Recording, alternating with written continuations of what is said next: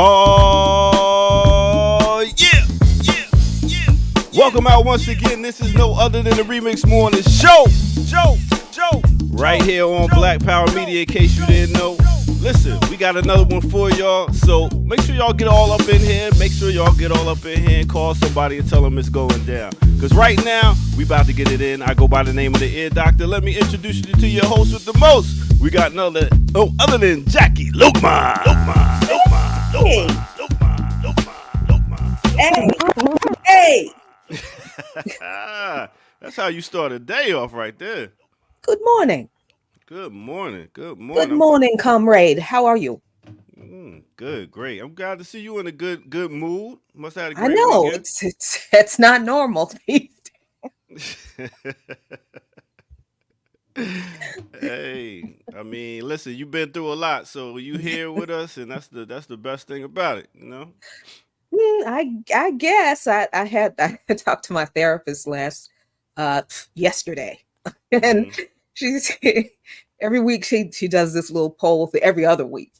She does this little poll thing with me, and she says, "So how do you feel when you usually wake up in the morning?" And I sit there and go, "Usually pissed."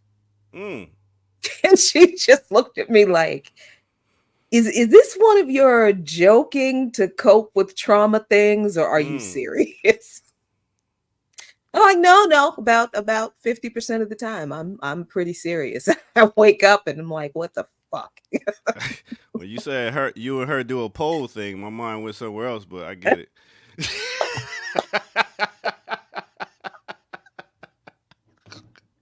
You can't take me nowhere. You ain't know that? No. I see you. Oh yeah. I see you got big up to new member D-Dub 3000. You know what I'm saying? Okay, Miss Jackie, put your hips into it. Come on. I don't think there it is. Hey, we got somebody else into the room. Big up to Dr. Jerry Ball. Yeah. This is what it looks like when you get. What it look like? This is what it looks like when you apparently get bumped from the Carl Nelson show. Oh, disrespect. Yep. Who did it? I don't know. They said to be ready at 8:00. We've been going back and forth for a few days in email with him and his producers, and here I am ready to go. And no call. So here we go. Let's just move on. Keep it moving. See you where you supposed to be at, man. That's all. That's right. That was my fault. What was I thinking? Yeah, thank you, Carl Nelson, for bumping him so he can save us from Ear Doctor's wacky misinterpretations of folksy stories. I mean, Jared, I don't know if you heard, but she let off with her and her friend was on doing a poll. And where did your mind? Okay, I'm just saying. What did I walk into this morning? You didn't walk into anything other than the Ear Doctor being Ear Doctor.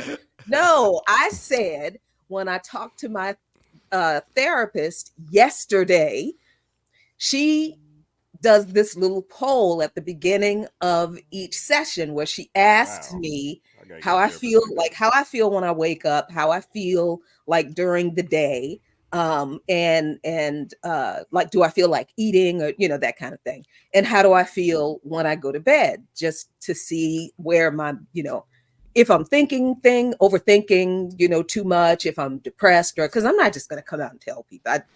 That's just, she knows she has to dig it out of me, and that's just me and my weird defense mechanism. What I'm defending myself against right now, I have no idea. It doesn't matter. It's just there. So she knows that she has to do this little poll with me to kind of find out, to gauge where I am, because I'm not just going to come out and say, I've been feeling kind of depressed lately. I'm just, so she has to like devise these clever little ways to get me to expose how I'm really feeling. And like when I told her yesterday, when I wake up in the morning, I'm pretty pissed. And she's like, wait, is this one of your cute little quirky jokes to deal with trauma kind of thing that you do, or are you serious? Now I'm like, no. A good 50% of the time I wake up and I'm like, hey, speaking of being pissed and trying to get people pissed, look at this nut put in the Sith Lord Prince poll, not polled. Why Ear you doctor calling him a homophobic? nut? But why homophobic? How did that get to homophobia? Exactly. Now I am very confused. Come on, man. I mean, I just don't get it. man. I'm talking about a woman on a poll and that's homophobic. Anyway, Wait. Come on, man. We just having a little. Come on, man. Come on, man. you played yourself, Sith Lord. This is why somebody was asking about my background. This is why this is my calming background. I'm trying to stay calm. I was like, man, y'all gonna bump me, make me late to the remix. Let me calm down. We all need our little therapeutic moments, man. Don't take the jokes from us, good people. Come on now, we're gonna be revolutionary. Don't take the jokes yet, man. That's all I got left. Don't take my snarky, quirky sense of humor. Jackie, you got your coffee. Let me show y'all what I got up on now. That's pretty new right here. I went and got this stainless steel pod that you could put your coffee in, so you're not melting the plastic and it's not getting in your coffee. Why not just make a cup of coffee with a drip coffee machine? I don't understand. What's wrong? I have a pod coffee thing, so you gotta take the coffee, put it in the put pod, it in the little pod, pack it down in the little pod. Not even pack it, just and put then the top put it on. in the little pod machine. Easy peasy. And then you have to wash the thing out, the little pod, stainless steel pod out. But wouldn't you rather do that than have all that melted plastic in your coffee inside your body causing cancer? I don't use pods because I hate them. I just make coffee like a normal human being in a drip coffee machine.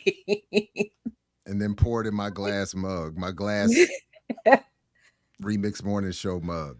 I'm not a bougie coffee Negro like the rest of y'all. Jeez. I'm getting there. And if they hadn't shut down my all my bougie beer spots, I'd be becoming more of that too. But all of them have closed up around here, so I can't even get my bougie beers anymore.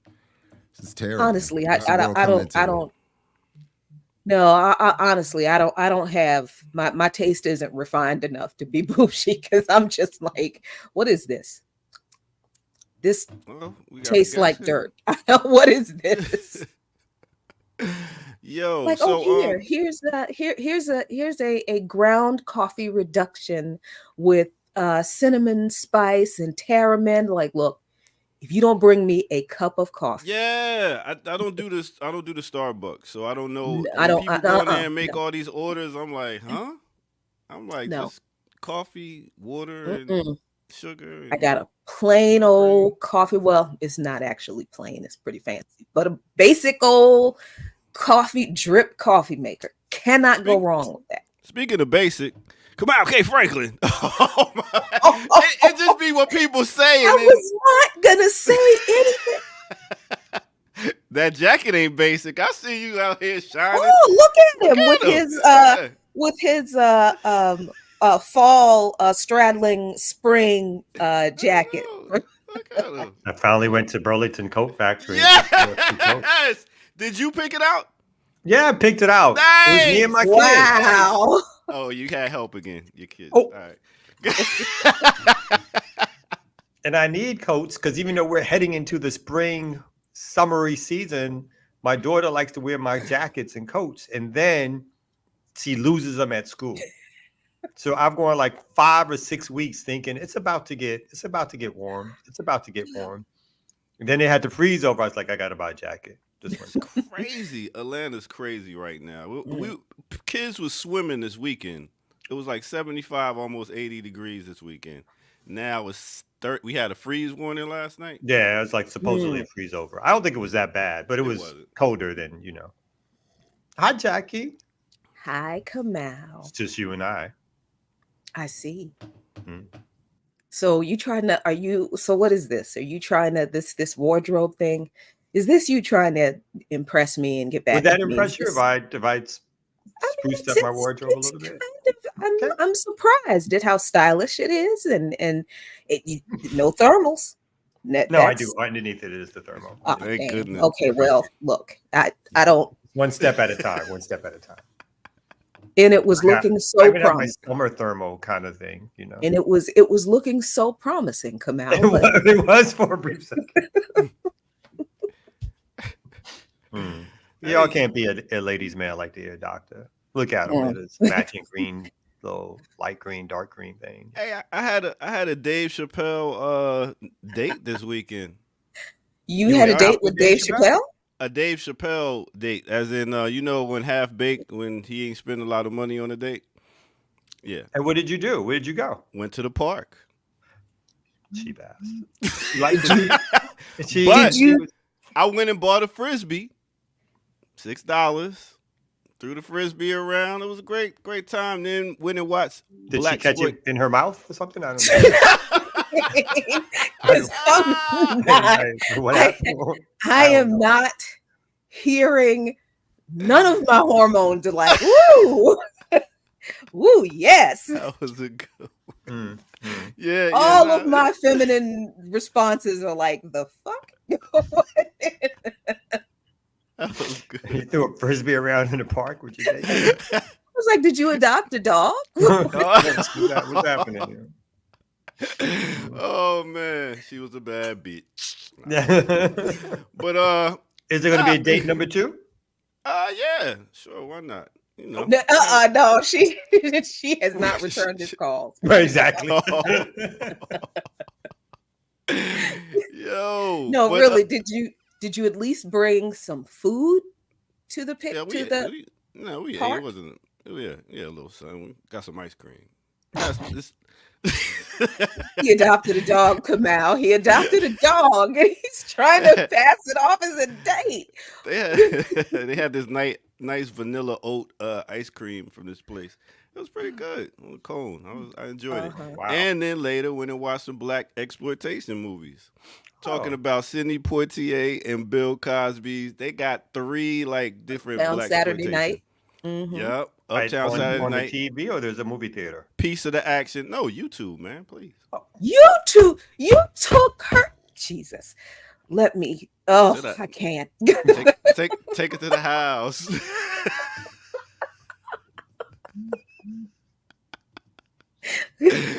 Well, no, I mean, it looks like the date went far though, because it's like you got from frisbee to ice cream, you got it back to your house to watch YouTube. Yeah.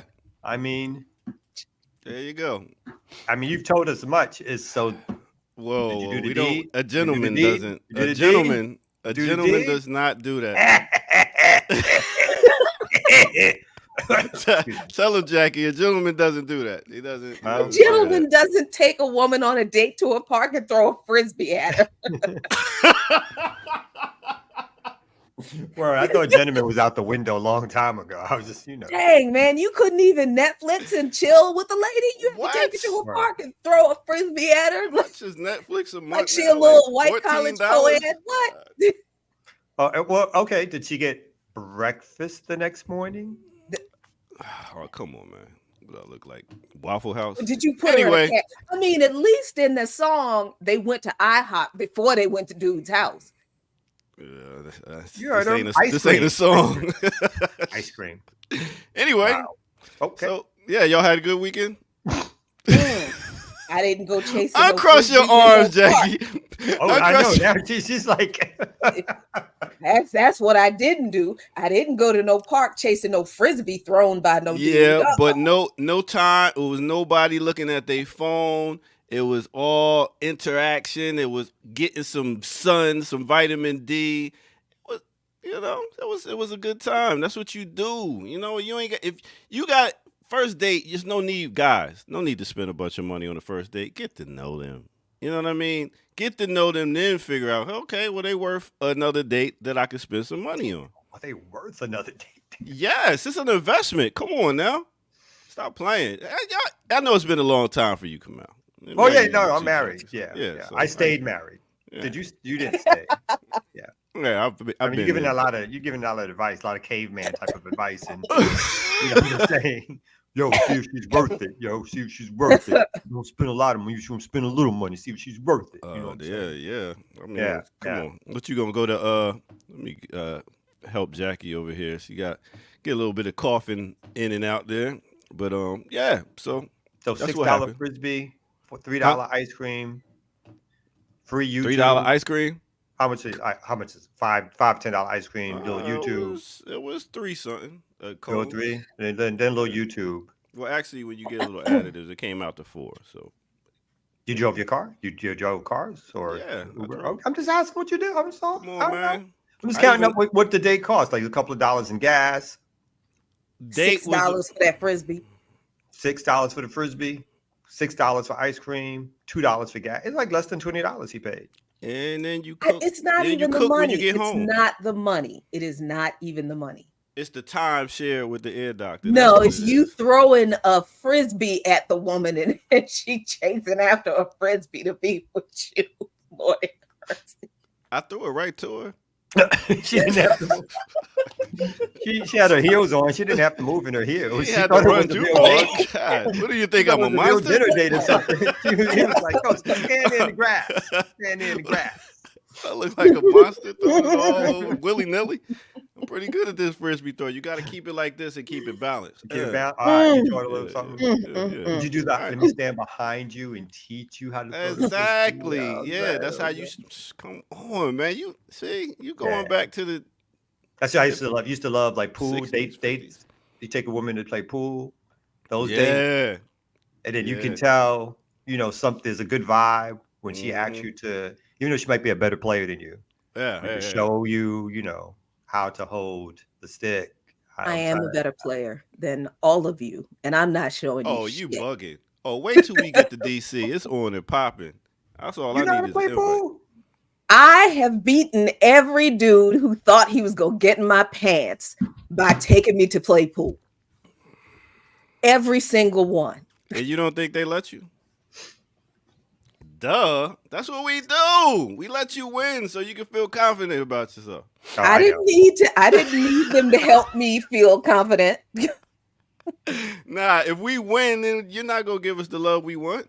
I was You bad. win, you're I know, I was happy. bad at that. I would like Mm-mm. in You your would- face. Oh, see. Yeah. Yeah, that was me. And then I the dudes all actually- insecure, like, Oh no, beating men at pool who were trying to get next to me. That's how I got Mr. Lukman. look at that. At pool? Pool? Yes, was- sir. Oh. Yes, sir. Wow. Mhm. He thought he was gonna be cute. Hey, come on and play pool with me and the guys in the rec room after this session. Really, Oh. dude. Up here at the Christian singles retreat, you trying to okay. All right. So I go in there and he's there with his friends. I'm there with my friends, and he's like, "Oh, you're holding the cue wrong." And I'm like, "Oh, am I really? Please come and show me how to hold the pool cue." And he's like, "Oh, see, you got to do it like this." And he's trying real hard not to be disrespectful, but Of course. he's got just all the way. Oh, thank you. That was wrong. Okay. And I proceeded to kick his ass. Okay. Wrong Jenkins giving props out here. $1.99. It's called time spent. I agree, ear doctor. Thank you. That's right. I played him for his heart, Dante, although he Aw. didn't know he was yeah, Okay, loving basketball over here. I playing like for his that. I heart. like that. I see you. he was so frustrated he left. Wow. Oh, damn. He's like, I'm done. He's like, But never I mind. gave him my See? best flirt. That's why you don't beat guys. Their egos can't take it. Dude, I was 45 years old. I'm like, I can't help you if your ego is not straight and you 46. All right. I guess it's time to take a break and get into some news and stuff. I think Jared got his call, so he dipped out. I guess. You see how quick he abandoned me? Wow. He's gonna come He back was- at 9, right? He was all like, yeah, I'm back where I'm supposed to be. Next thing you know, He's like, oh, hello. we had the other person didn't show up. Could you come back? Right? Yes. Oh, let me find out. He better not come back on this show. He's gonna roast that ass. Pause. All right, let's go ahead and take a quick break, and then we're going to come back with some more right here on No Other Than the Remix Morning Show. Let's go.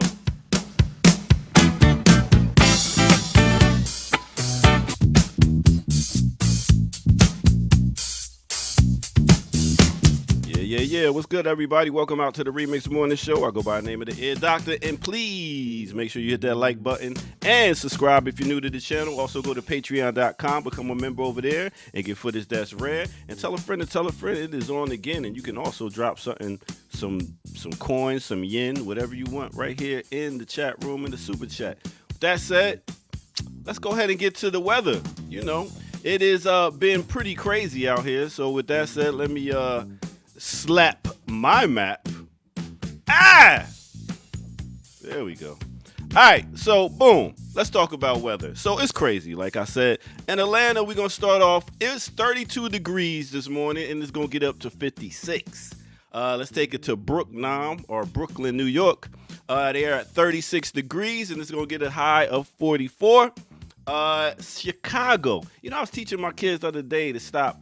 The kids at school to stop saying and stuff like that. So I'm working on it too. All right. So Chicago, 32 degrees. Then it goes to 50. Next, we got Houston. Houston is at 50 degrees, and it's going to make it up to 65. That's crazy how Chicago and Atlanta is almost like the same temperature. Wow. Next, let's take it to LA. They got a high of 72, starting off at 55. St. Martin's, if you're ever thinking of going on vacation, go ahead and go down to St. Martin's. They're starting at 78 and getting to 85. Last but not least, let's go to Dakar, Senegal. Yes, they are going from 70 to 73. That's not much of a change. But speaking about not much of a change, we got another song by a sister that's coming out that's trash rap. Sukihana, in case you don't know, she just came out with a new song called Selling Coochie. That's right, Selling Coochie. And she says it's a bold and empowering anthem that celebrates female sexuality and independence with hard-hitting lyrics and a catchy beat. It delivers a powerful message about owning one's body and embracing one's worth. Heard that before. All right, well, that is the weather report for today. Let's go ahead and get back to the crew. You know how we do right here on the Remix Morning Show. Let's go.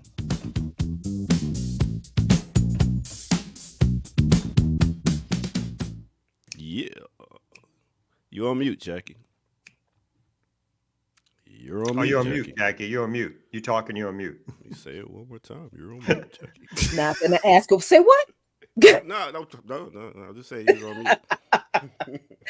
I said I'm not gonna ask. I'm not gonna ask about that last one. Not gonna ask. Yeah, I mean, all this music is starting to really sound the same. What do you mean start? I mean, this has been the music since we were kids. Why you gotta act brand new like you never heard sexually explicit lyrics before? I'm just You're a grown ass adult man. You never heard no song about some woman selling pussy before? Pop that coochie out on the table before. In fact, I've never heard you bring up a song about a dude all he's talking about is how he's gonna fuck this one and that one and this one's or whatever, and you talk about it as just like this is some terrible lyrics. You only point out the lyrics when it's some woman talking about putting her ass on the table or on the line. Why you do that?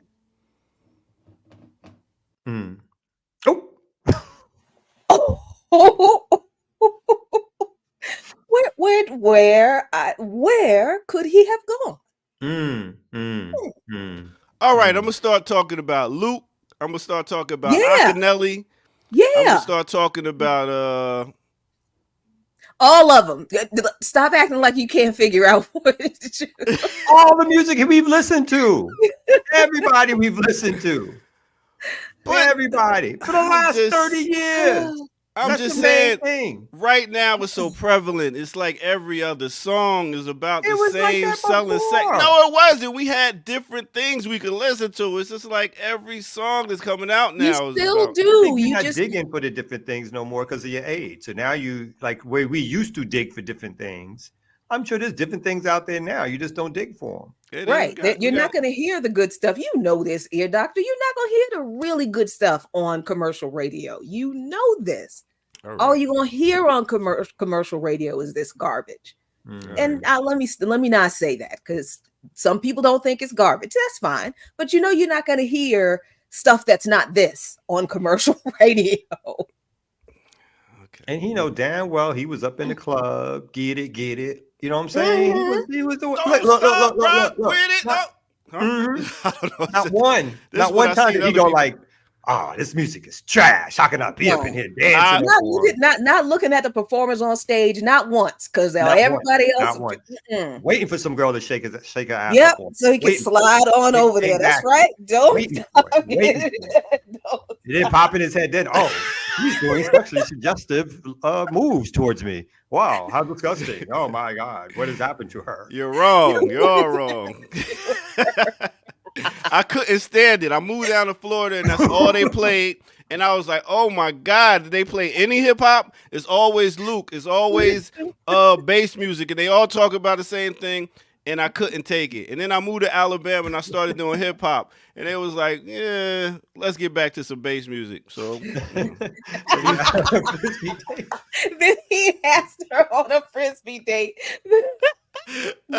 Me too.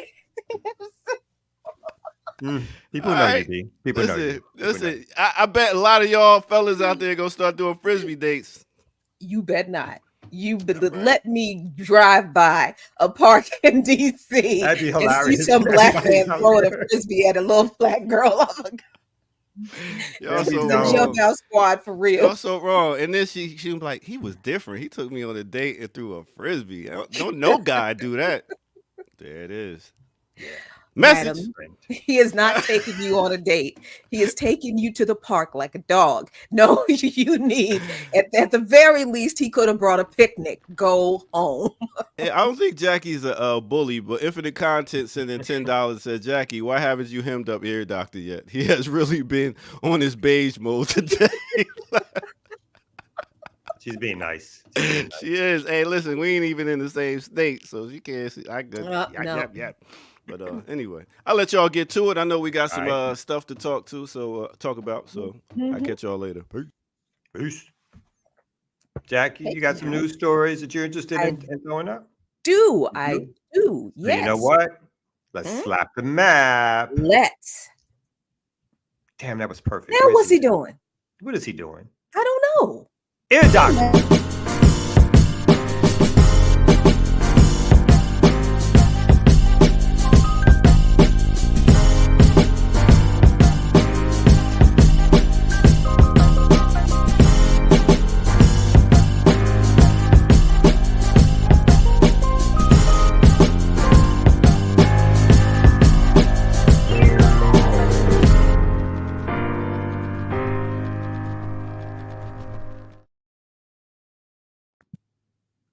Welcome out. We are close to 400 already.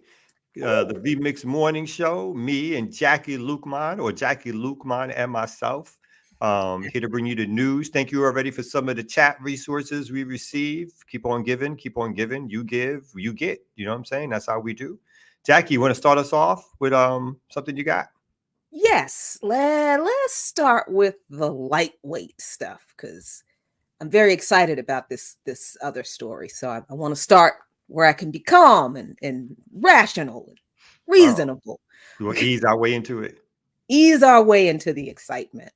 So me and Ear Doctor were talking about this a little bit earlier. Trump says there will be a bloodbath if he loses the election. Now, I don't know. I'm not exactly sure why corporate media continues to make this man and his crazy ass proclamations headlines. However, just because the man is a nut job and a thief and a liar, it doesn't mean he's not speaking some truth here. I mean, this is the thing I think that people have always gotten wrong about Donald Trump.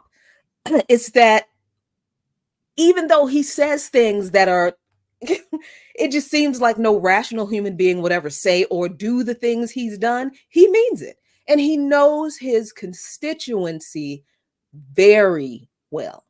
Very well. He knew that he could get those people to do what they did on January 6th. And when he says this, he knows they'll go even further. So, I dismiss Trump. Fine. Okay, fine. But his supporters, Trumpism, no, we will continue to have a problem with these people as long as capitalism and the electoral system exists in this country. Let's see. So let me see what he said. Oh, okay. So let me give you the whole quote. This is kind of weird. If you're listening, President G, I don't know why he's talking to President G, but he is.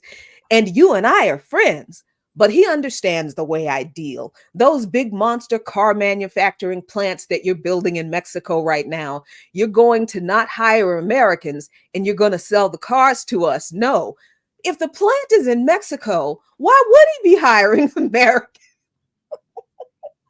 Okay, we're going to put 100% tariff on every single car that comes across the line, and you're not going to be able to sell those cars if I get elected, Trump said. We're not the only car buying people on the planet. And China really doesn't give a shit.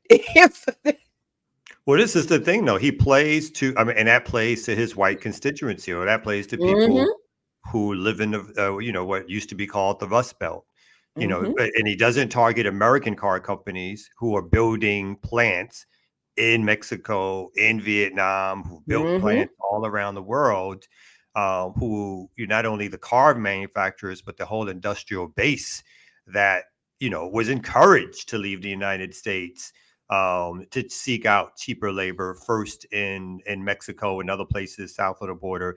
And then when they opened China up to so-called free market capitalism, they all rushed to China to have China make all the things for cheap. And when China figured out, you know what, we'll make this cheap stuff, but we're going to industrialize or modernize or venture out into higher realms of industrial equipment and making things, then all of a sudden everybody's mad at China because China's threatening the positionality of the West to sell finished goods to the rest of the world and be the folks who have the high technology. Basically, they get to control things. In China, you get to make toys. Flip the script on them. So this does appeal, I think, to a constituency that doesn't look as the capitalists, as the folks who are the ones who are moving industries around and then forcing labor to accept less. They want to blame China instead. And I agree. Like, I have no idea what his ability. I mean, obviously we see what happened January 6th, but I just, I do think that one, if he goes to jail, two, if he doesn't win the election, he will tell his own beehive to swarm.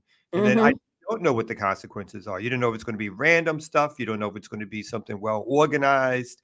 You just don't know with these folks. But what we do know is that they've been around much longer than Trump.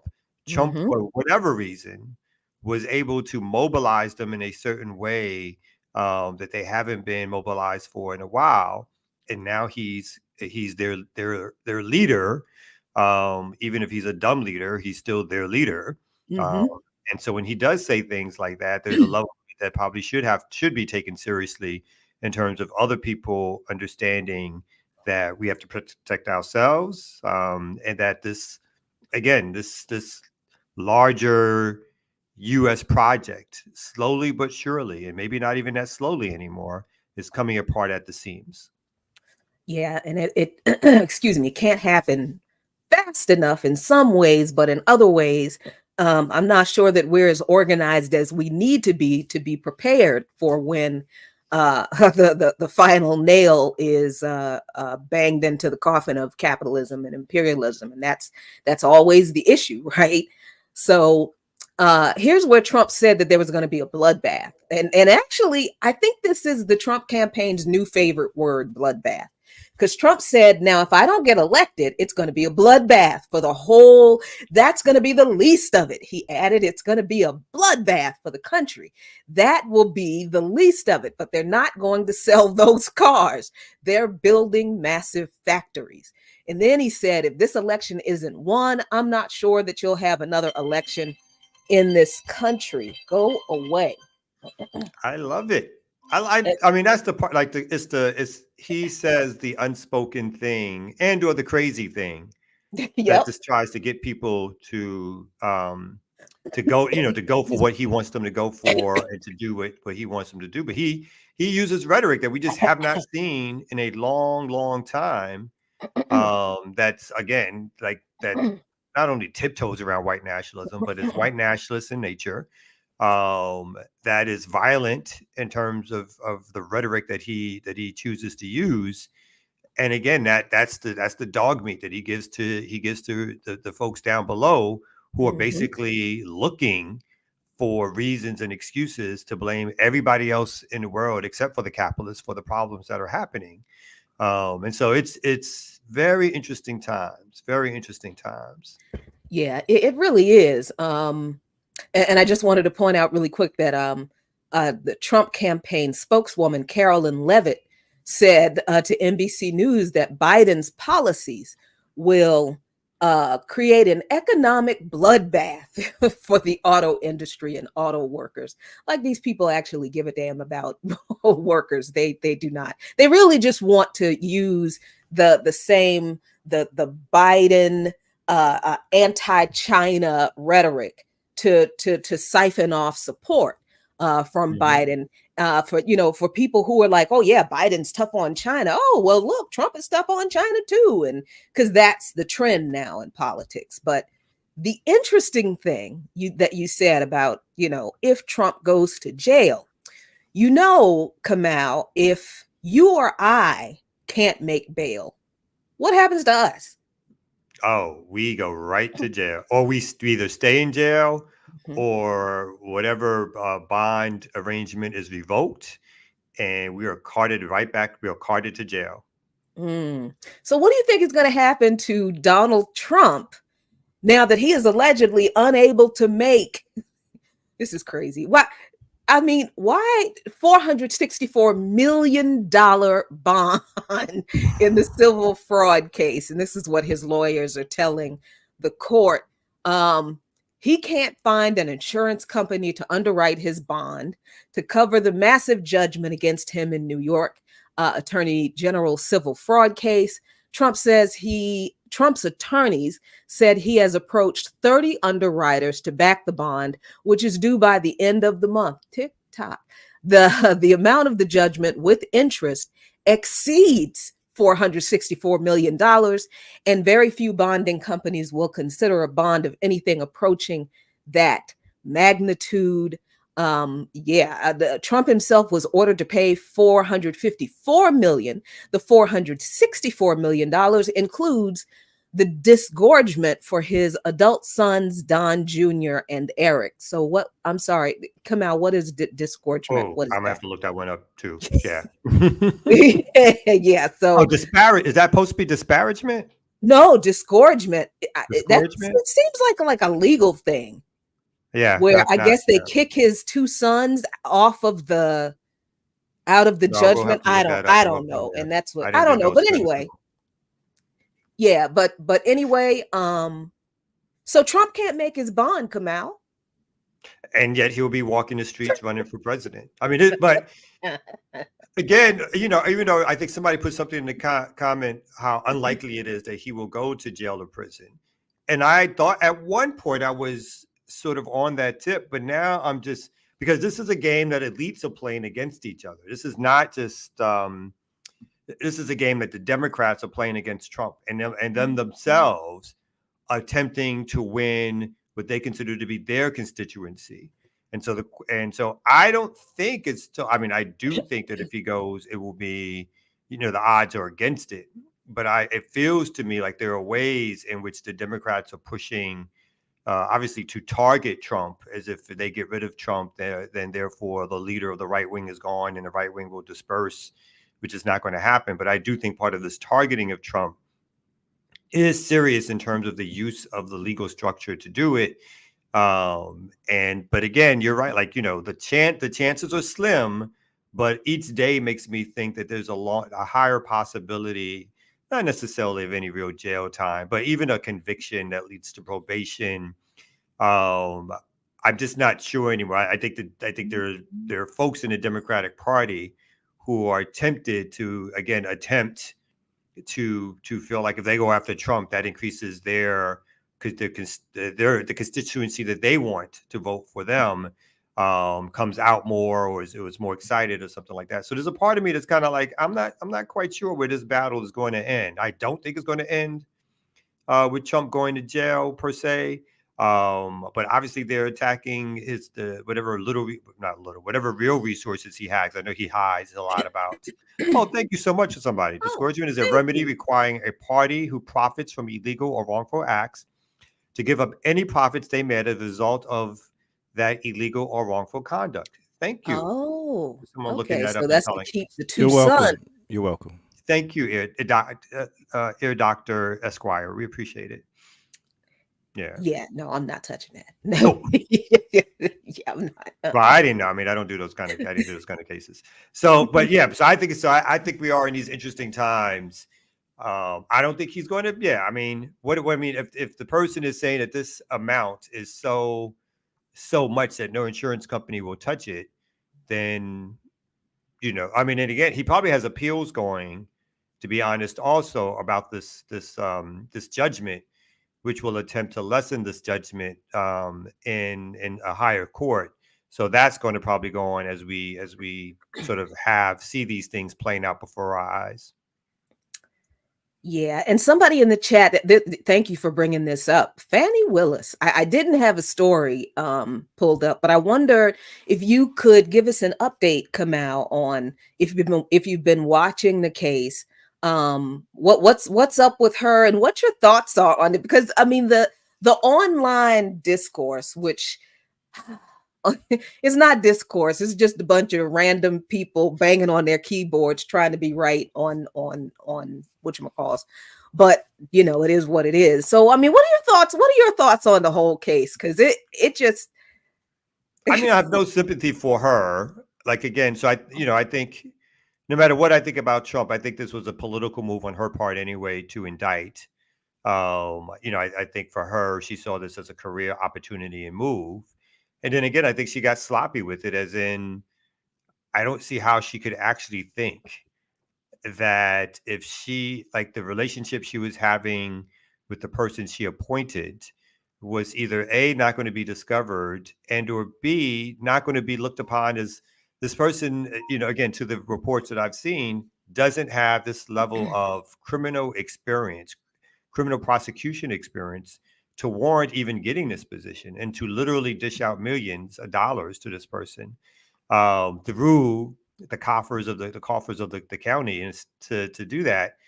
So I mean, that's just like completely sloppy and the judge basically decided that, look, it doesn't impact the facts of the case that was brought against Trump. And so if they want to continue with this prosecution, they just have to do one or two things. Either she has to remove herself, or they have to find another lead prosecutor to continue to lead this case. And of course, they chose the latter. She's not giving up her position because she has what she considers to be other things that she wants to do with her career. I'm sure she, before this, had higher office in mind, a Senate seat or House of Representatives. But she's kind of like, she's knocked that bridge down with this fake story about how she paid cash at any time she went out cash. So she paid her half or whatever. It's like that's, so those ridiculous stories.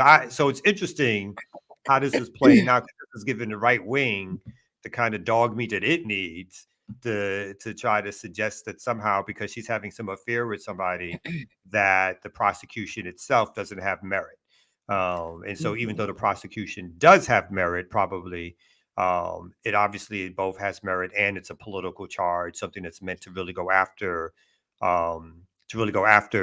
Donald Trump, so that she can show her her ability to prosecute somebody high profile, and again to win accolades from the general public, which will propel her to another office. So all those plans have now been slightly cut from under her.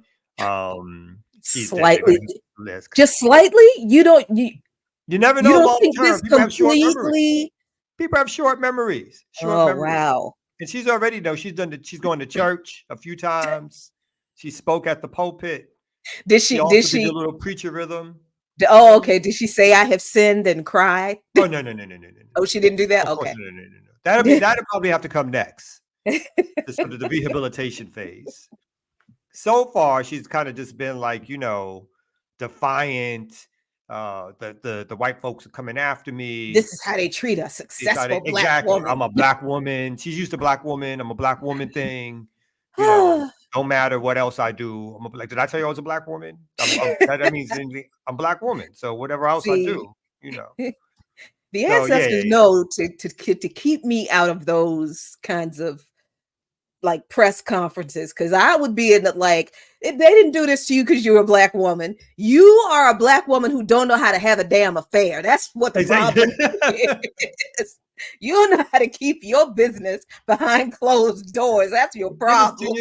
Because you're sloppy. That's why they did it to you. Because you're sloppy. She should have asked some of them men preachers how to have a good affair. How do you keep this going without Jews from in Atlanta? You know what I'm saying? But like, look. Oh, that's right. She's somewhere else. But yeah. But it could be like, look, girl, don't put it on your card. Do it like this. Come on. Yeah.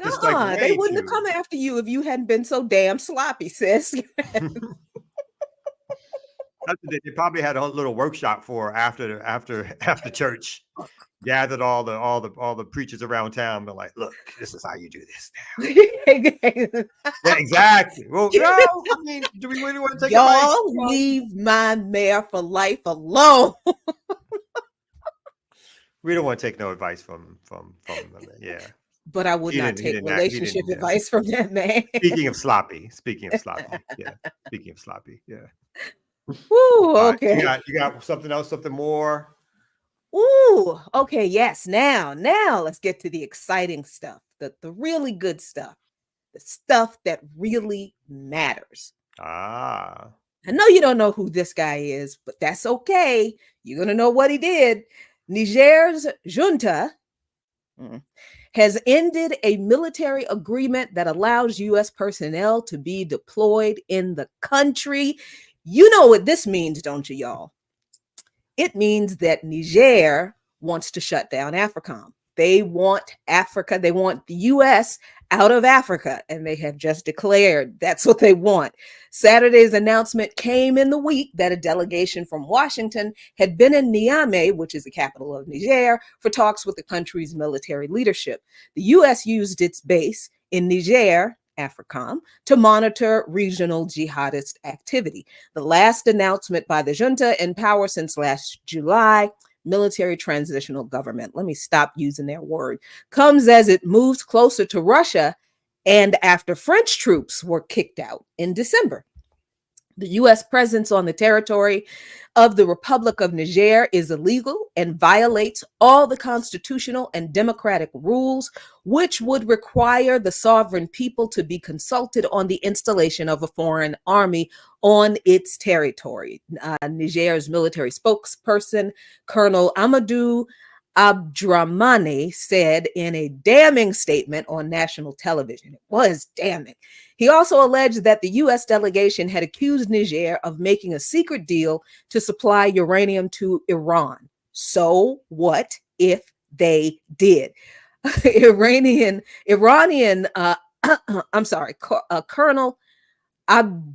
Abdramani, I'm trying not to mispronounce their names, described the accusations as cynical and reminiscent of the Second Iraq War. See, the U.S. is like the devil. They do the same thing over and over again. They don't have a new playbook, don't do nothing new. They just keep doing the same shit over again.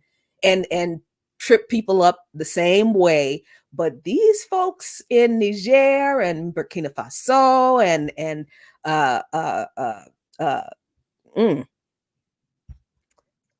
Guinea-Bissau and yeah, they're not the easy. They're not the kind of folks that are easy to pull the wool over their eyes right now. Finally, the colonel suggested that the U.S. had raised objections about the allies that Niger had chosen. The government of Niger therefore strongly denounces the condescending attitude of these motherfuckers in the U.S. combined with the threat of reprisals. Huh? No, I'm just conveying the sentiment accurately. With the threat of reprisals by the bloodthirsty U.S. imperialist military by the head of the American delegation against the government and the people of Niger. These people are not unaware of what the U.S. is doing. So this is what's going on right now. Niger has said, U.S., get the hell out, shut down AFRICOM. And what's the U.S.'s response? They're weighing options in Africa after Niger orders them to get the fuck out. They're weighing options. They're picking out their next African nation that they're going to slide into. That's right. Slide into. That's all. That's what they're doing. That's right. They're deciding on how they're going to overthrow the government. That's right. Just one petty thing I wanted to say, yes. So, that argument that was had several months ago around good coups and bad coups. It looks like Diallo lost that one so far. So just to put that out there. Not saying that the argument is completely done, but so far these steps have to be looked upon as folks who are challenging imperialism, who are working together.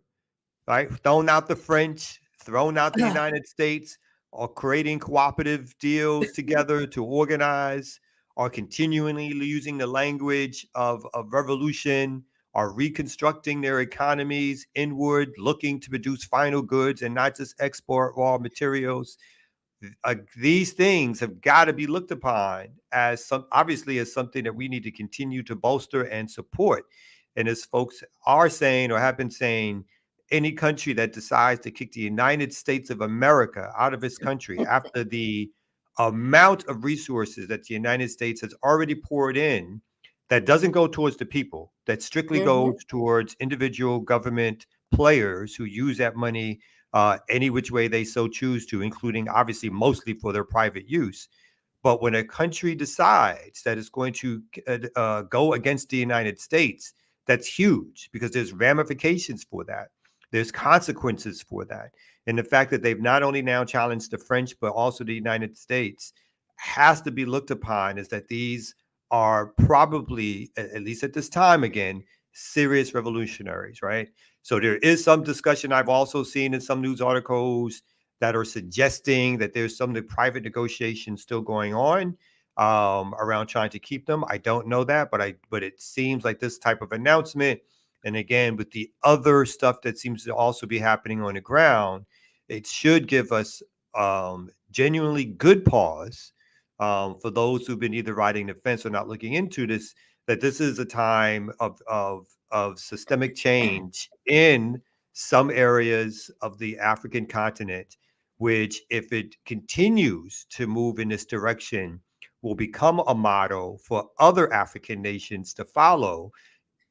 And again, if they can survive the attempts by the West and the United States to not only continue to disparage through media narratives and so forth, but the actual undercutting of the government, which is sure to happen, not just through the media, but obviously through economic factors and the type of boycotts that we've seen against places like Cuba, military excursions, people paid off to do things inside. So all of this we have to see as the possibilities, but we help safeguard the little that we can do on this end by uplifting these governments, uplifting some of these folks who've been making incredibly radical and revolutionary statements, particularly for our time, uplift the changes that are happening in the government, right, in these countries at hand, obviously continue to push for more as supporters from the outside. But yeah, this is something this is a great inflection point in terms of what's happening in certain parts of Africa, and that we have to look at and be aligned with. Mm-hmm. And there are a couple of things that this news brings up that, I encounter all the time because, I'm an organizer with BAP, and we have this whole shutdown AFRICOM campaign that we've had since probably, I think, the beginning, maybe. And very often there are a couple of things that people say when they come to meetings, or they're talking to me about BAP or organizing in general. And people always say a couple of things that I think this kind of news and what's been going on the continent for the past 6 months or so, they've answered these questions very well. The first question is, how do you all figure you're going to shut down AFRICOM? How are you going to do that? There you go. That's the idea that the goal is to shut down AFRICOM. And I think that people have this weird idea that we think that we're going to amass this, group of people who are going to take up weapons and hop in a boat and go over to Africa and all by ourselves kick out AFRICOM. That's not how this is supposed to work. How this works is we show solidarity with Africans who are struggling against imperialism, and everywhere else in the world where people are struggling against imperialism. We educate people here about our connection to those struggles, and they see what we're doing over here. They do have, because a lot of us in these organizations are in communication with Africans who are immigrants from the continent, or who are, on some type of visa. They're here for a while. And we have a direct connection with people on the continent. We have direct connection with people in Guinea-Bissau, right? We have contact with people in Niger. We're in a whole formation of Africans who put together this formation when the first coup happened last year. And we've been in communication with these people. So we know what the Africans are doing and thinking and saying. The fact that people do not know what's going on the continent because it's not reported in US news, and people don't know the foreign news outlets to read to get valid information, that's where we come in. We're that bridge, right? We can, because we have direct access to this information. Some of it isn't going to be reported, right? So there's that. So we talk to Africans. We know, because of the people who are members of BAP, who are members of organizations that exist on the continent. We know that people have been in the streets protesting France, the United States, imperialism in general for more than a year. So that these military transitions were not like just like they think the situation with Russia and Ukraine is. These military members just woke up one day and said, you know what? I'm going to coup the president. That's not. In most cases, these members of the military were following the lead of the people. And they knew that the people did not want to continue with this corrupt US-backed leadership. And these folks in the military were like, well, I know they're leading us in the wrong direction. We have to do something, right? So organizing in solidarity with another country is not like we are going to outfit ourselves with the knowledge and the power for us to go to Africa and dislodge AFRICOM for them. That's not what's going to be done. What we do in organizing for solidarity is we educate and empower people to know that information so that when these things happen, we know whose side we're on. And our job is to chip away at imperialism from inside the core, not to go to Africa and save the African people, because as we can see, they're doing a fine job of saving themselves again. Well, speaking of saving ourselves, let's bring up the ear doctor. Yeah. Hey, I did we had Black Man Lab yesterday, right? And I sent you the flyer late about organizing. But we had the producer Malik Yusuf come through. He's done work with Common, Kanye, and a bunch of different people. And he was telling us about the relationship he had with Kanye, as in he has to hold him accountable because he promised his mom that before it happened. So he's telling them how they don't have the greatest relationship because he holds them accountable for the craziness he be talking about. But came through dropping jewels. Another thing you would like to know, Kamal, about the Black Man Lab last night is found out that Andre Dickens was supposed to give us some funding, but never came through with it. So That cheap bastard. It all went to Cop City. He put it in the Cop City. That what cheap happened? Yeah. I was like, that cheap slimy bastard. Yeah. What his address is? No, let me stop. Yeah, so that's that. Knock on the door. That's not the neighbor kid wanting to cut my grass. So another reason not to fuck with him. So good. Oh, Pretty much. So yeah, okay. All right. So I guess we go ahead and take a quick break, and then we will come back with some more right here on the Remix Morning Show.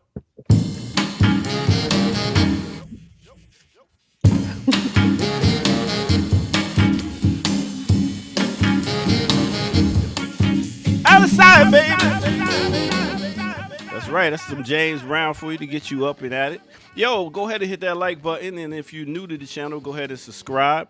Also, go to patreon.com, become a member over there, and get footage that is rare. All right. With that said, also drop something right here in the chat room, and we will put it up on the screen and show you some love.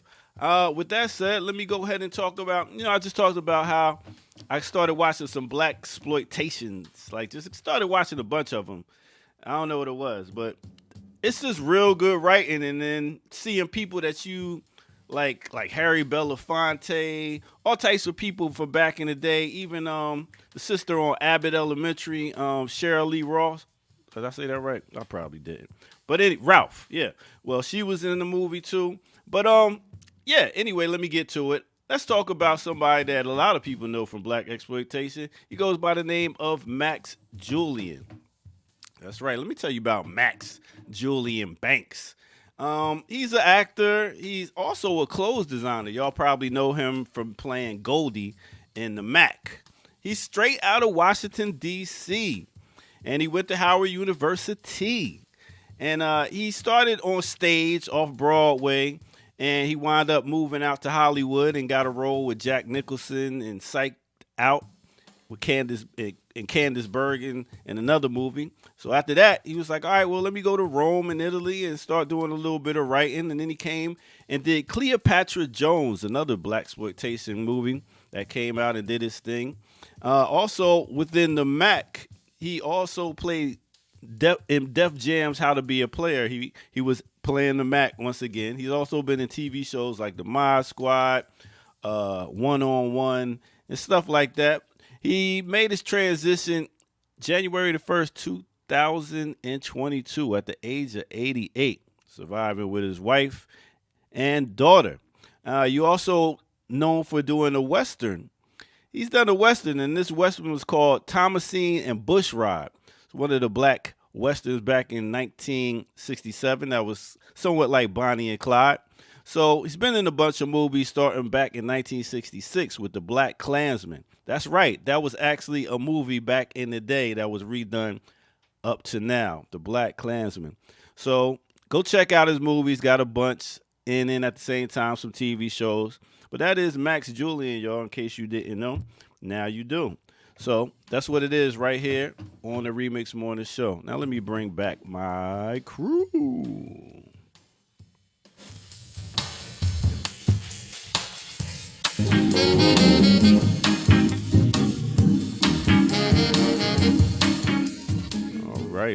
All right. You know, in my black exploitation, both of y'all on mute. in my black exploitation shows, Jackie's still on mute.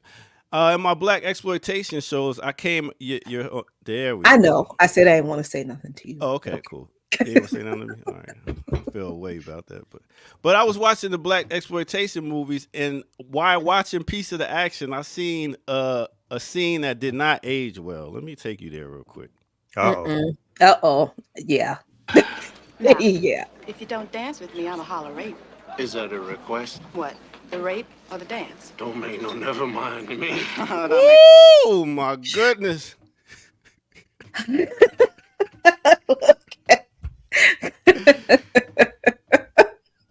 What movie was that?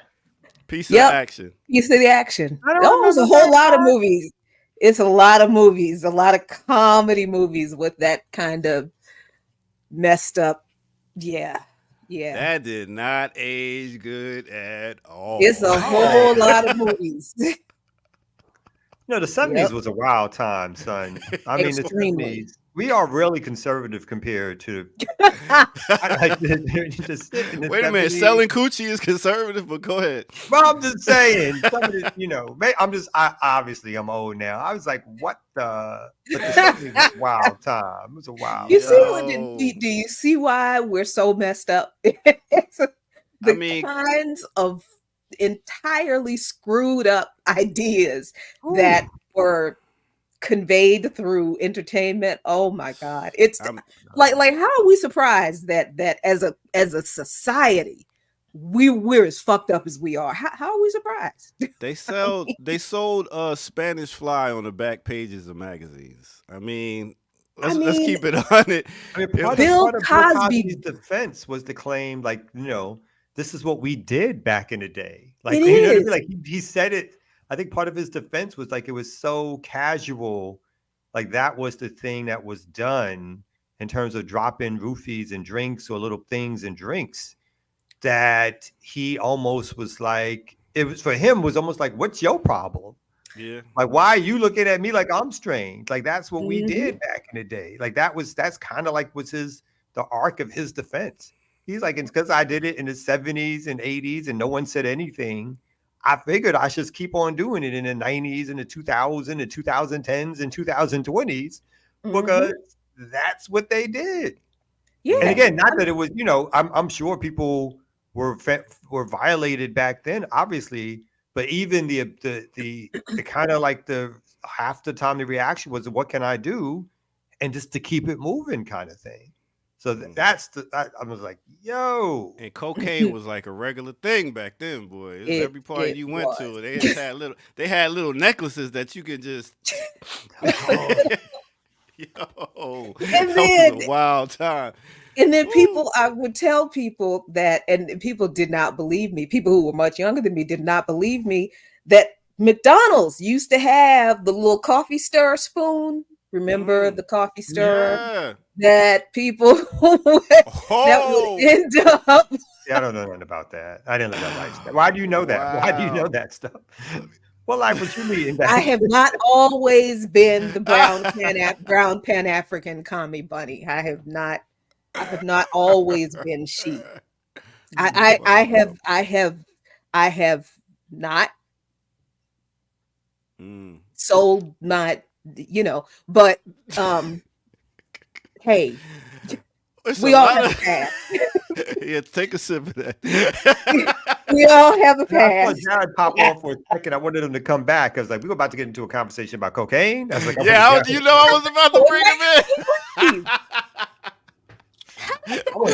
Perfect segue for him to come back. He was like, I'm out of here. Wait, at least validate you dabbled back in the day? You were a dabbler? Huh? When they say they heard every word. I mean, you kind of knew what the coffee thing was for. And those circles you hung in, you had to. Just like candy. I know. Well, okay. See, my thing was I've always been very uptight. I've always had anxiety. I was a very anxious kid.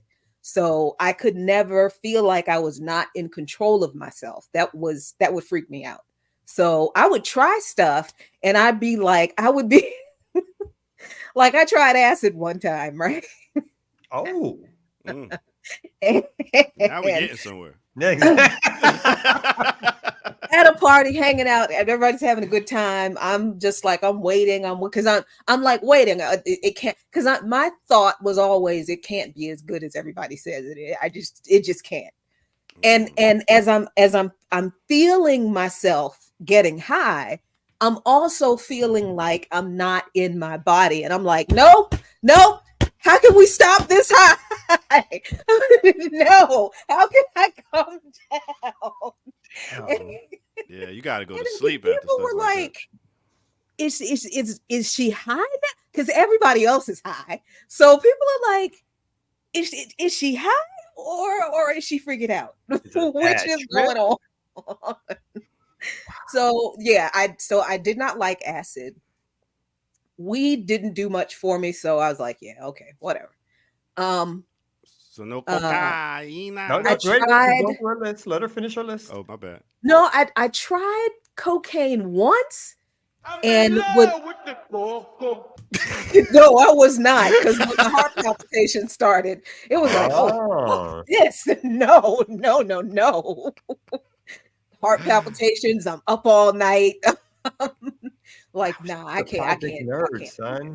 So alcohol was really the only thing that I could tolerate, honestly. And yeah, because I would get tipsy, but I would always stop, except for one time, before I got to the point where like I couldn't stand up and I couldn't walk on my own. Oh, I thought about this the other day. I think, I tried weed as a kid, but I didn't inhale properly, so I didn't know so it was nothing. So I did I did the whole Bill Clinton Lisa's claim. Thought he was smoking a cigar. Yeah, I didn't know what I was doing. What's going on here? I thought I was immune. I was like, oh, I guess this shit don't got no effect on me. Like, ha. Then a little 40 behind the bush, but even that, a couple of sips and I was out.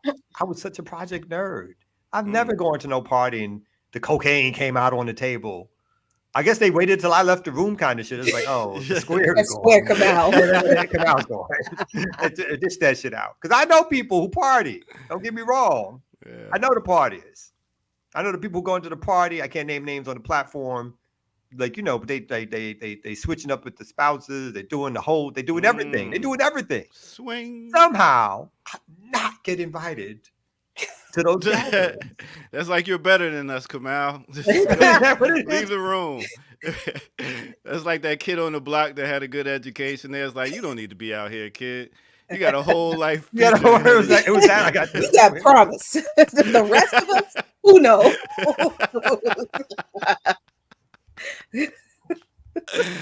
Man. Yeah. Nah, just trees. I know trees later on in life when you got older. Shroom. Yeah, that's about it. I ain't really dabbled with nothing else. You never did coke? One time with I believe you did coke. One time on some sexual thing. I just, off some girl's ass. You did coke. Something like that. Something like that, wasn't it? It was something like that. Nah, I actually just tried it and put it in my mouth, and because I'm not putting shit up my nose. And my gums, my whole jaw was just numb. The whole jaw was numb. I was like, I'm good on this shit. Now I don't feel bad because, it was like, Jackie, don't put it in your mouth. Damn it. I'm like, what? Oh, shit. What the hell is this? Yeah, so... Okay, the old us. All right, I'm glad we are here today, able to give you this news and all this other stuff right here on the Remix Morning Show. We up to 499 people watching live. Big up to everybody tuned in right now. Please make sure to continue to hit that like button and all that ting. All right, we get out of here. Let's y'all get to it. Peace. Isn't it great, though, that now that we're in it's not technically middle age because the average lifespan of Americans is what, 80, 70 something, maybe 80 if you half a healthy American. Are we so old? We're officially old, right? Huh? Are we officially old? I think we're officially. Yeah, we're past middle age. Middle age is like Yeah. 40. The 40s. Yeah. Yeah. Yeah. We're what's past middle age? Old. Senior. Oh, come on. There's got to Senior. be a stop in between middle age Senior. and old. We seniors. Oh, I mean, we Jesus. may look good for our age, but we're getting up there. We're getting up there. You look good for my age. I do. But but isn't it great now that we're seniors? Weed is legal. And all that turmoil we went through as kids, all that trauma trying to sneak around and get some weed and getting arrested and getting a record. Now we just go down to the dispensary. Now you just go. We can even use our AARP discount. The more the world changes, the more it stays the same. Ooh. The more it stays. What were you going to say? Oh, I thought you was popping up to say something. Yeah, no, it's a different. Yeah, it's a lot different. The corner, like I think we talked about this the other day on the program, like how folks aren't like the corner game is not like what it used to be in terms of what gets sold, how much gets sold, cell phones and everything else. So the world is changing. It's sometimes better, unfortunately, not better enough. Go ahead, Doc. I was just gonna say not in Georgia when it comes to that weed being legal because I still got a record whenever you pull it up for a DUWI. Stupid. All of those records. That's not selling weed. That's driving under the influence. Exactly. Yeah. Well, I don't know if you should be doing that though. I mean. Yeah, that's never a good idea. Even in that's under the influence country, of weed, not drinking weed. And you're driving now. I mean, let's not act like weed like increases your capacity to steer the car and shit. You focus more. Oh my God. Even in a revolutionary government, I'm sorry, at least, in my opinion, there's gonna be some laws about particularly the drivers. You're driving a dangerous vehicle. I can't in my mind be like, you could do that shit in the house or on the block or whatever. But when you get behind the vehicle, come on now. I see why they sent you back home. Man, see, weed, as wonderful as it is, because I have to take CBD gummies to sleep because I'm still extremely wound up and uptight and I just can't relax. I cannot relax. It's just very difficult for me. So I'm not judging folks. Seriously, I am not. It's just I know that weed makes you feel like you are in a slow motion movie, and that's fine. So, but I mean, people can't walk fast to the refrigerator from the couch when they high on weed. How you gonna drive? Driving 15 miles an hour in a 65-mile zone, thinking you're going normal. With your blinkers on. Thinking you all right. I told one time I had this brother, good friend, still to this day, whatever. Because I told him I was a little bit of a square, but I always wanted to do mushrooms. And then he told me about microdosing. And he wanted he was going to help drive the van so we was moving. He wanted to microdose before we started driving. I was like, son, I cannot. It's like, you can't drive. And again, I might, obviously, I agreed a little square thing. I don't know, but I'm just like, I'm not, you're not getting in the car. I'm not my first time ever. I'm going to get behind the big ass truck with all the furniture in it and drive on the highway. Or the Final Destination one that nobody gets behind the login truck. You would have had the worst high. You got to stay home when you do stuff like that. I agree. I mean, I feel like that was a lot of pressure. I was like, nah, this is not happening, son. We're not doing this today. We're not. And then he didn't show up. After I told him that, he didn't show up to drive. So I had to drive all the way anyway. It's like, he mad because he can't microdose. Oh, it's like, yo, son, no. Anyway, we got some other news stories we want to get back to. It is 9:20. We have 512 live watchers / listeners. Yes, we do. We got a big crowd up in the house. So we want to just know, where the money at. 500 people. Mm-hmm. Where that at? Anything y'all can do to help support the channel, trying to make big moves as always, please help support us and give those resources. Whatever. All right. You got one more story, Jackie, you want to get to, or? I don't think I do. I think I'm all out. No, I got one that I pulled up. and this is on what is being termed as the migrant crisis. So it says this story can be in a lot of different places, but this particular one is in Chicago. Chicago begins evicting migrants from shelters as residents decry a lack of respect. And so what we have, Chicago, again, has begun evicting migrants, a controversial policy that has been delayed for months, but appeared haphazard, a migrant told NBC News on Monday. And it says migrants who have been evicted, as well as those who face a rapidly approaching deadline, so that there has been widespread confusion about the process and frustration with being forced to leave while they still lack the resources to find their own places to stay. And it says in the first 2 days of the enforcement, fewer than 10 migrants have been evicted from their shelters, according to the city. 5 migrants were forced to leave Monday because of the police, a city spokesman said. And then a Venezuelan migrant said that he was told at a Woodlawn shelter just one day before he had to leave by 2 p.m. on Monday. He said it was unbelievable. We have no stability.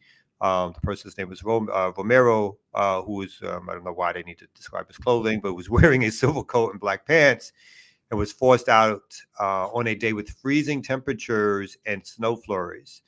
And he said Romero tried to explain that he had to work Monday and could not leave the shelter before 2 with all of his belongings. He also said another person at the shelter told him he actually needed to leave by 12:30. So then they rushed the time on him.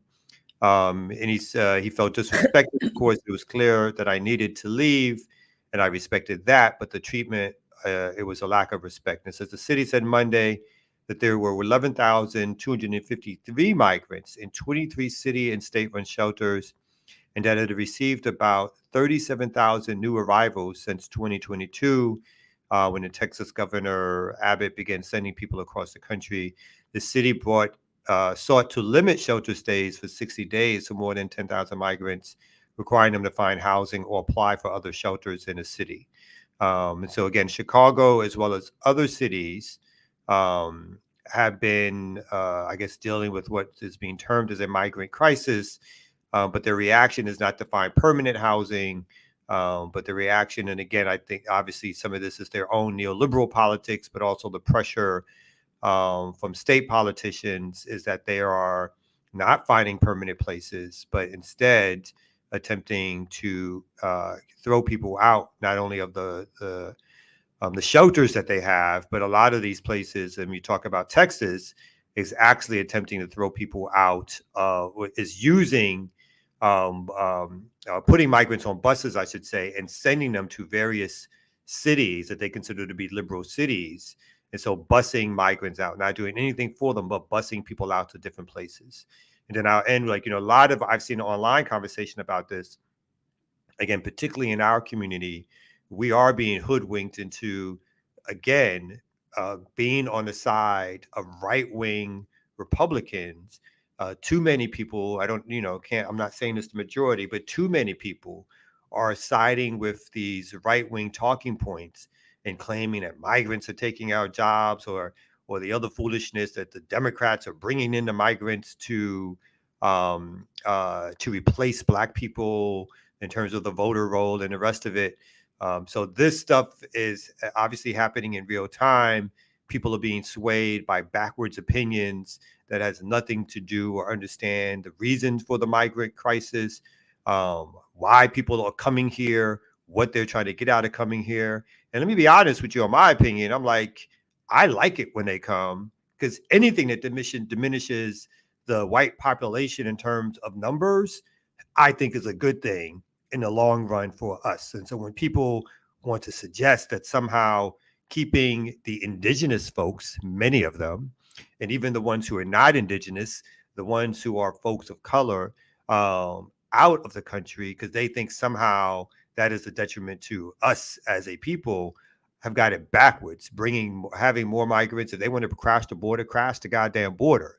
Let them come in, let them settle, let them get whatever citizenship they need. Anything that reduces the proportion of the white population is good for us in general, and good for, and if they can get what they need, because the U.S. policies don't help them get what they need back in their country, then so be it. Let them come here. So yeah. and and then, you know, the whole thing about this whole immigration situation is so absolutely, it is such a cynical ploy that the politicians, both sides, the Republicans and Democrats, because you see that, you know, there's this whole narrative drummed up about, you know, migrants, I think it was in New York City, attacking the police. Then we find out that wasn't true. It was an NYPD cop who assaulted one of the migrants, and that it was right there on video. So, you know, now there's this other thing where they're evicting migrants out of the shelter in Chicago. It's still cold in Chicago, y'all. It's still cold as shit in Chicago.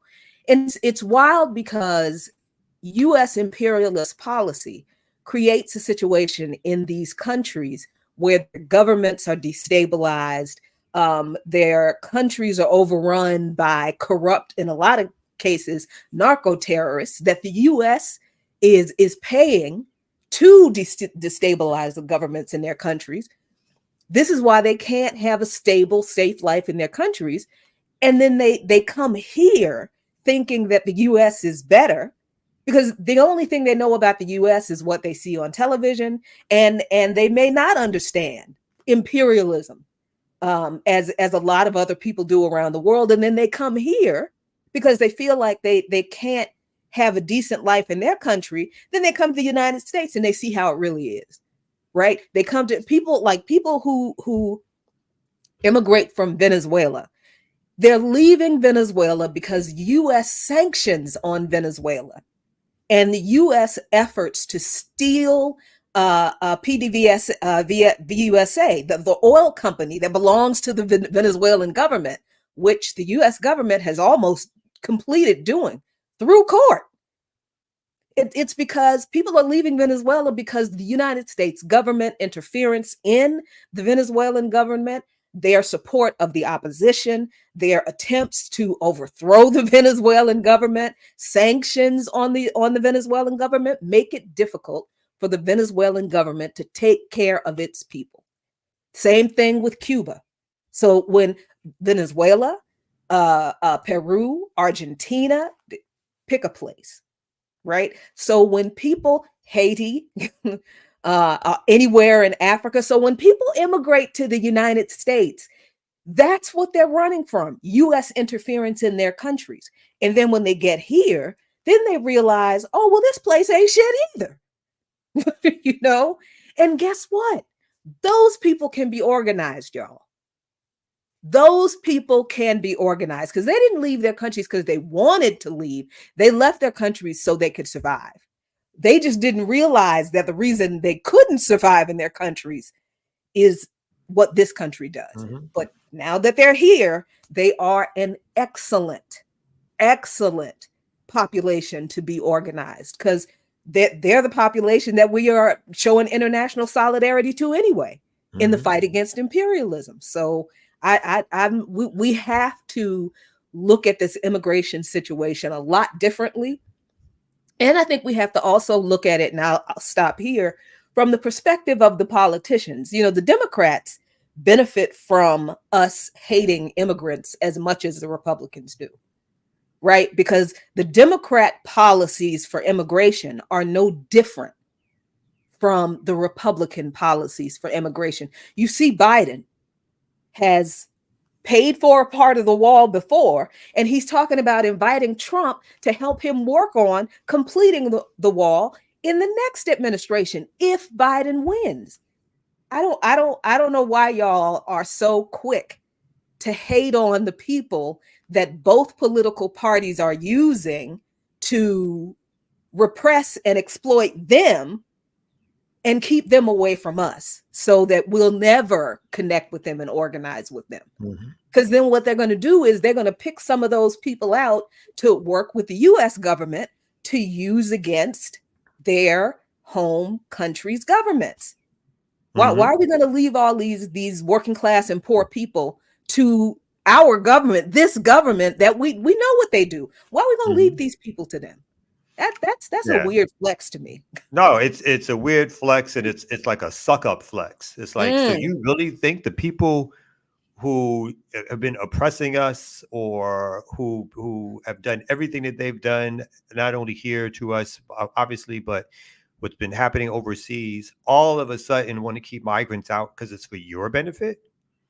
Like that's the train that you want to ride. That's the space that you want to get on.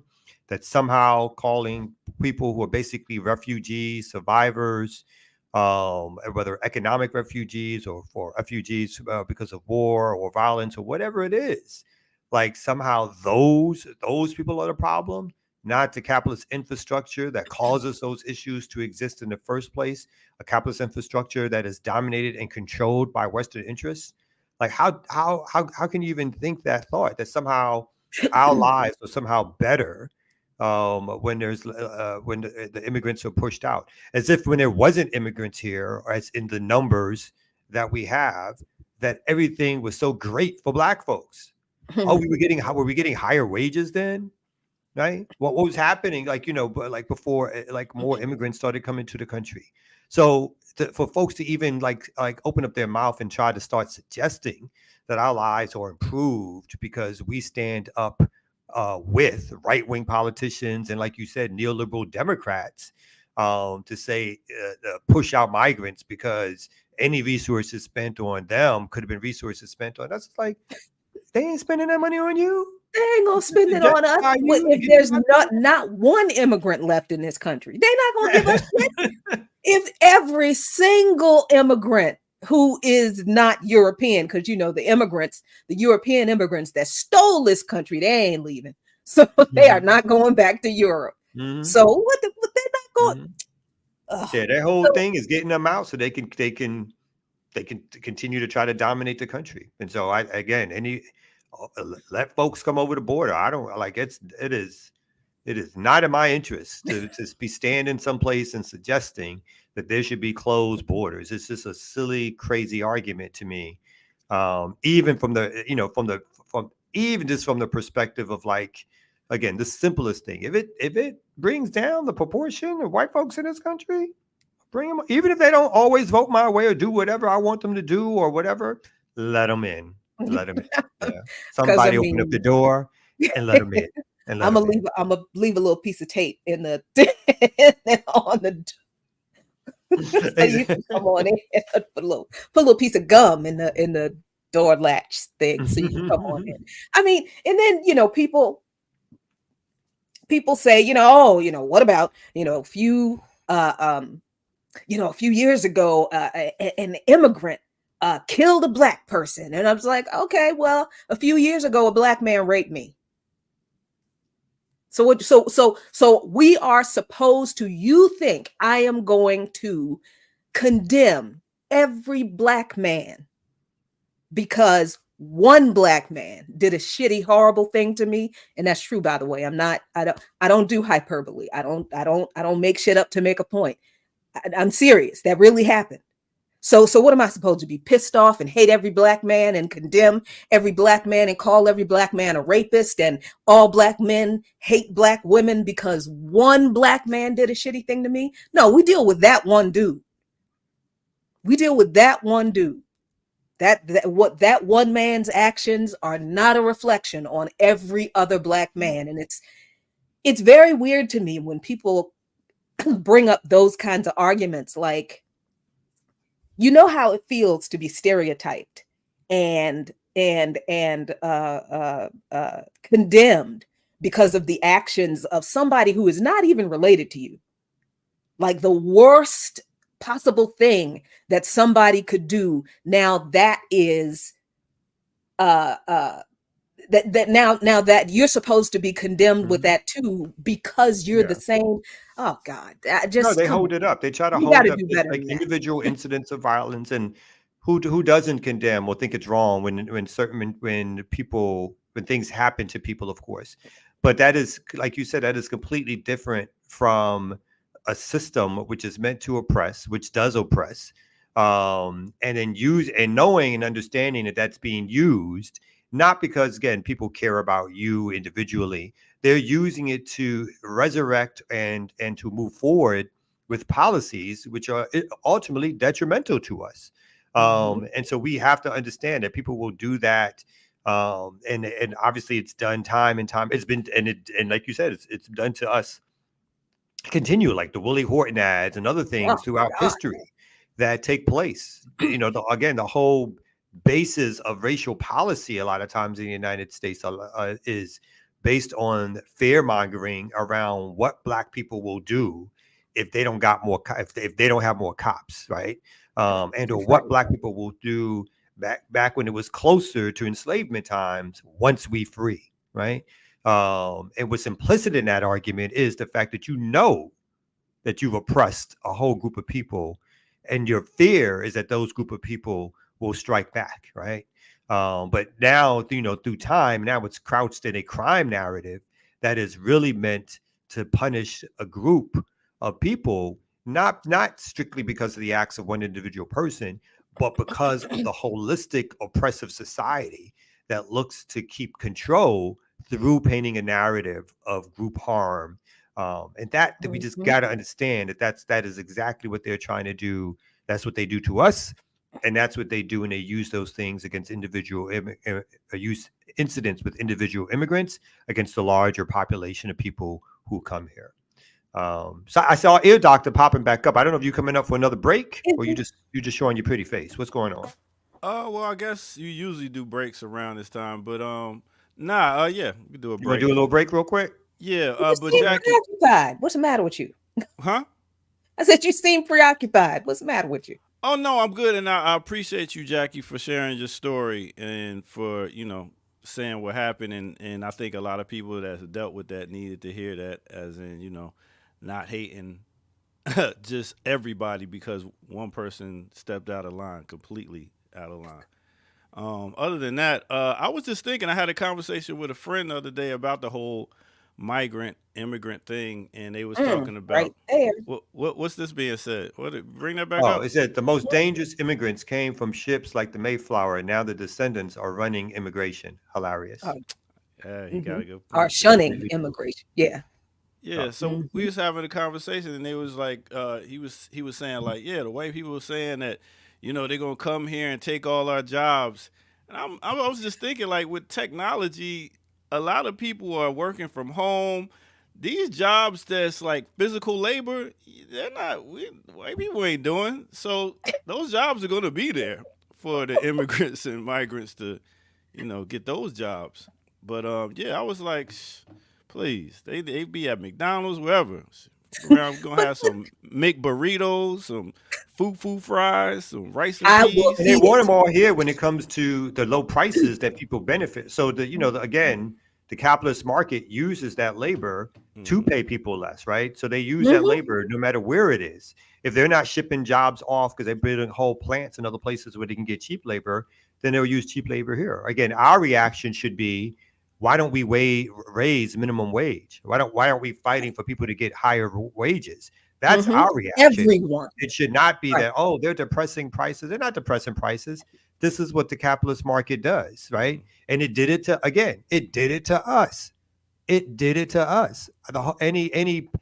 Our pay, no matter what job we did, was always substantially lower than white people who do the same job. And that was true then, and that's still true today.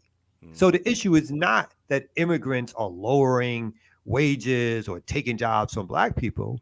The issue is that you have a capitalist market system that takes advantage of people by giving them low wages, and we don't put in the fight to stop that from happening to the degree that we need to. That's where our fight should be, not blaming immigrants, but blaming the very system of development and capitalism and these corporations that take advantage of trying to pay people for cheap. And when they don't get their way, they'll just move a plant. And I mean, it's like, it's wild to me how this whole immigrants are our problem argument coming from Black folks. That's a really strange argument to have when we aren't fighting for, like Kamal said, we aren't fighting for a raise in minimum wage in every industry. We aren't fighting for the end to exploitation jobs and that kind of thing. We aren't fighting to solidify a living minimum wage of at least $20 an hour across the board in every industry in this country. We're not fighting for that as the answer to wage exploitation for every worker. We're taking the argument that it's them damn immigrants that's taking our wages too, but the jobs that immigrants are in, migrant farm workers and in the meat packing and processing plants, and we won't doing those jobs either. Except for maybe after slavery. I mean, when it was the convict lease system and the what's it called, tenant farming and all that kind of stuff, we stopped doing those jobs decades ago. So I don't understand how people are arguing that immigrants are taking jobs from them that nobody in this country was doing for when those jobs were worked by slave labor. For a while, somebody who's taking jobs a couple from hundred me. years. What you say, Kamal? Speaking of somebody who's been taking jobs from me, Dr. Jared. He just, No. He's waving no. No, I'm here, but why am I taking jobs? Why we got to be in competition with each other? My nigga. It was a segue. It was a segue. Terrible. That was a great segue. What are you talking about? That's what they always want, to put us in competition against I each wish other. you had stayed up 20 minutes before. I know. When we were talking about cocaine. Me too. But I had an audio issue that I just got resolved again. So I had to, it took forever. And the worst part of it is it was my fault. Oh, that's where the saltiness is coming from. So they didn't call you back to the show? We thought they called you back. We was like, They did. They called me. I told you I put it in the chat.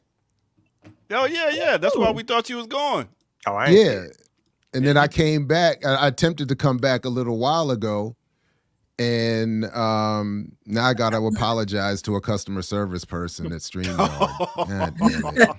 Oh, you was going in on them, huh? Because I was like, my man, money I like, paid for this shit. and I'm like, but so I apologize though. I hate customer service. The customer service is garbage because there's no customer service no more. I hate why do I have to speak to automated boxes or whatever they call them? No, this was an actual person. I was in a chat with an actual person, and I mean, I didn't really go in. I was just frustrated, but I had to cop to the fact that because I told him, like, I'm an expert. I know what I'm doing. So, like, assume that I've done all of these troubleshooting things, and then they said one thing that I didn't try, and I was like, oh. So I just said, I'm sorry. My bad. I said, I even called myself an idiot. Yo, are they resourcing all these customer service jobs out to India, or what is it? Because it seems like every time that's what it is. Because every time I'm on the phone, it's cheaper labor, and it's all about money. It is because they do not want to pay for benefits and profits they can put in their own pocket for them. Yep. But how did multi-million-dollar salaries for them? But more importantly, what was the cocaine conversation? That's what I want to know about. Like, what? It's a hell of a drug. It's a hell of a drug. I forget how we started, but we got on my nerdiness about never doing it. But then Jackie had a story. Both of them had stories. And no, Jackie got down like that. Listen. Hey, look, I told you, I have not been revolutionary my whole life. I ain't come out the womb revolutionary. It took me a couple of steps to get here. So, I mean, when I interviewed Barrett Brown the other day, I was impressed to read in this story about him that he had given a talk at Rutgers University the night after being up all night smoking crack. So I was like, we commiserated on that for a quick minute. I was like, that's impressive, my guy. Put that in there as part of the story. No. It was in a story about his because he's got a memoir coming out. Yeah, leave Mayor Barry alone. He's got a new memoir coming out this summer. And, a lot of his life has been, a struggle with addiction. And so this was part of the story that that was in this, that he was, to me, is meant to show how impressive he can be. That you could, because I can't imagine giving any kind of talk after a night of crack smoking. I can't talk although about I bet the it talk sleep. would have been fire though. Well, okay, now Marion Uh-oh. Barry would be appropriate. Oh, he's governed after a night of crack smoking, right? He Yeah, he continued to has done govern. that. But my thing is, I had passed through that phase before, fully accepting politicization. I don't know what it would be like to have this current worldview and try to put it on display after a night of that. Like that would be. That's why I was impressed by that. So yeah, but Okay, so somebody tell me what's ketamine, like Elon. oh, that's the new stuff. That's You don't know what When it said cocaine is for the elders, speaking of this crew here, and it says we doing ketamine like Elon. This is from YouTube. Elon Like Elon. Musk, Is that like not Gucci Mane? the Elon in the chat. Elon Musk. Oh, I didn't know there was an Elon in the chat. Yes. So what? So somebody break down what ketamine is. Ear doctor, I assume that's Ketamine what is an animal tranquilizer. Oh wow. Damn, It really jumping is. real fast there. You know that too. Yes. Okay. She's smart, man. Stop playing. Yes. You hang Look, out with folks and it's like, what are they doing? Oh, they're doing K. What? Damn. Animal trank. What? Hey, as soon as I'm telling you, the brother of the dude that apparently allegedly sold Len Bias his deadly dose of coke, told me to my face that when the fiends heard that the coke took down Len, They were like, everybody wanted a bag. So if they're hearing about, they're like, if it's taking down a horse or an elephant or a rhino, That's what sign people- me up. That's the logic. Damn. Yep.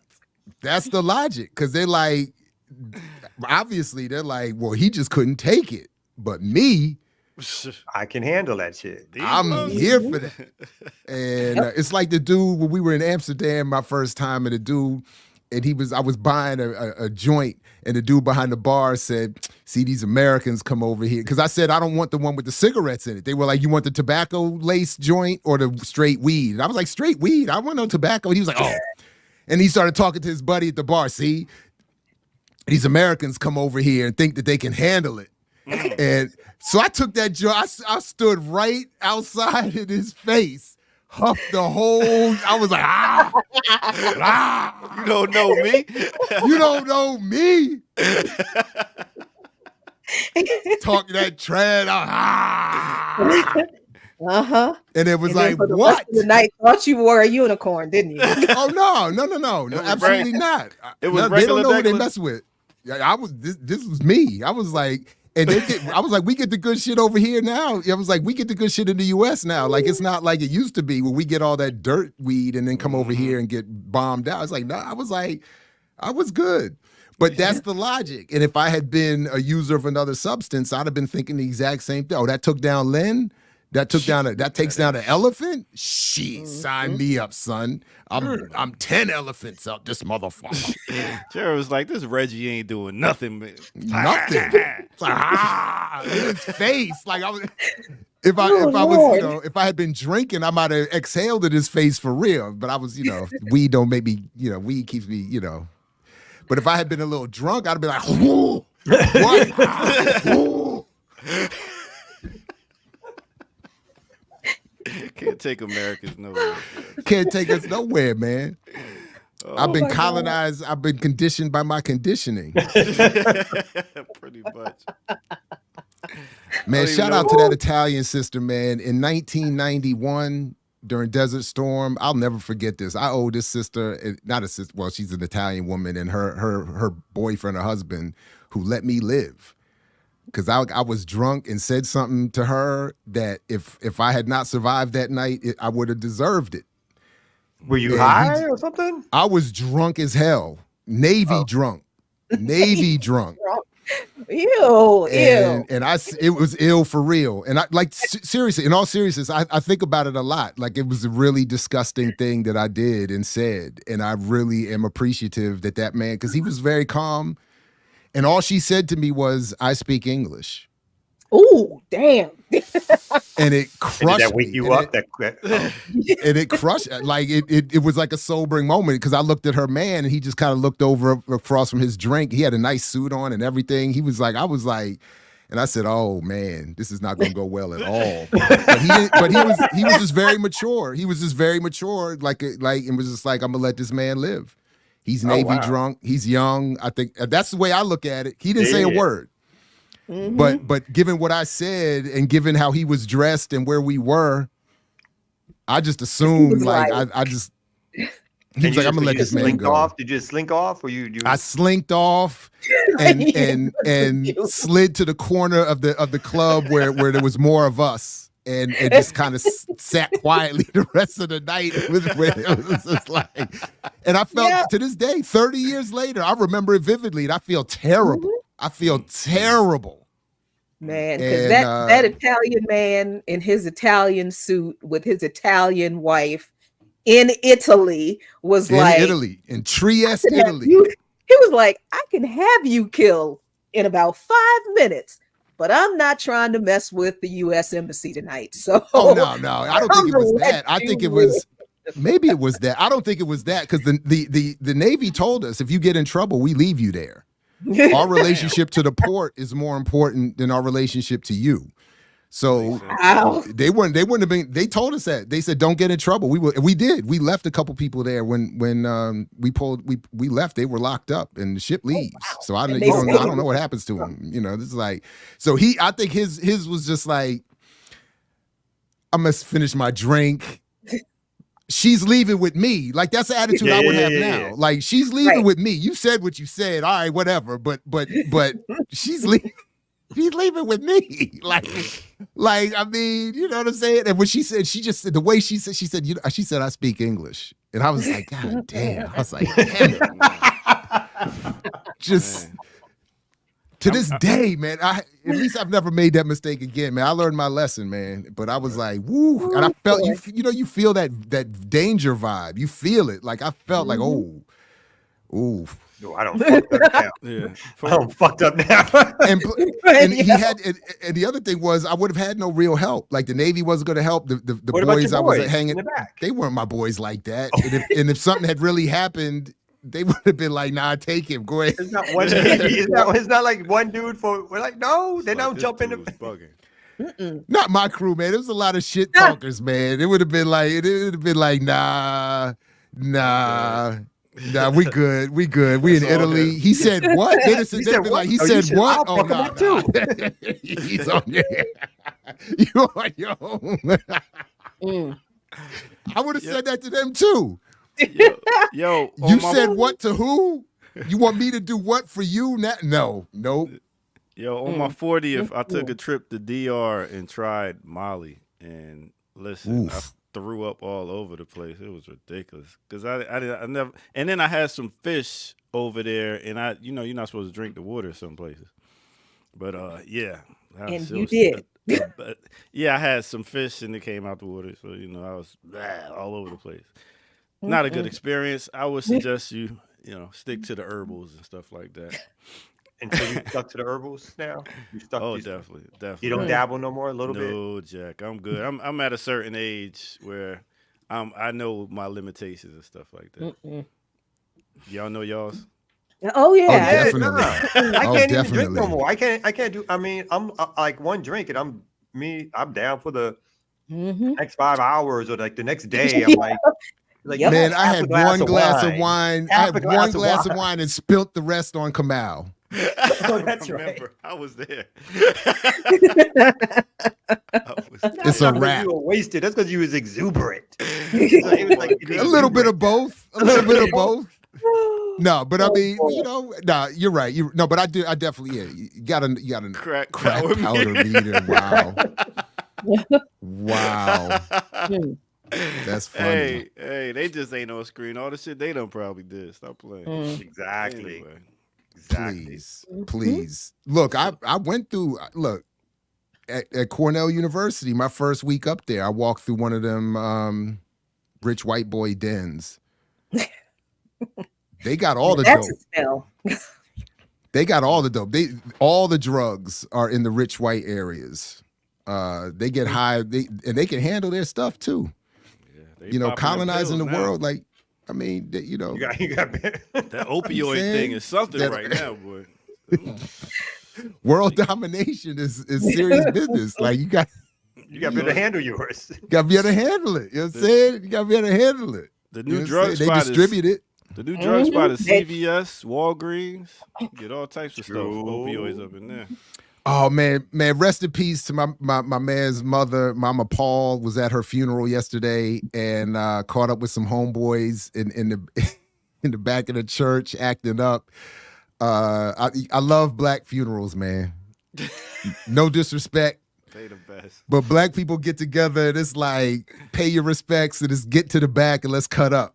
And it was let's have drinks, talk about that nigga, everything.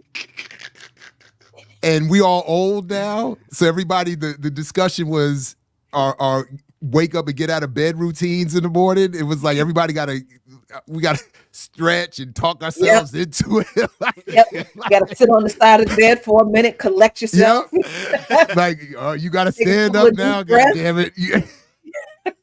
Like, come on, legs. All of that. Make sure your knees are aligned, and then you stand up.